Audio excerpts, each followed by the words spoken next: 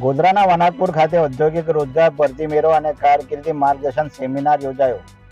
જિલ્લાની 5 નોકરીદાતા કંપનીઓ દ્વારા કુલ 79 ઉમેદવારોની પ્રાથમિક પસંદગી કરાઈ. પંચમહાલ જિલ્લા રોજગાર વિનિમય કચેરી દ્વારા ગોધરા તાલુકાના વનાકપુર મુકામે આવેલ જામિયા પ્રાઇવેટ ITI ખાતે યોજાયેલ રોજગાર ભરતી મેળામાં કુલ 79 ઉમેદવારોની પ્રાથમિક પસંદગી કરવામાં આવી હતી.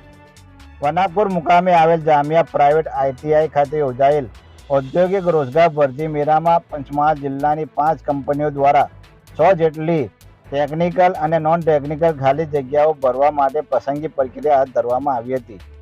આ ભરતી મેળામાં ITIના આચાર્ય અને જિલ્લા રોજગાર વિનિમય કચેરીના પ્લેસમેન્ટ અધિકારી પ્રશાંત રાણા દ્વારા ઉમેદવારોને રોજગારલક્ષી માર્ગદર્શન અને PM ઇન્ટર્નશીપ યોજનાની માહિતી આપવામાં આવી હતી.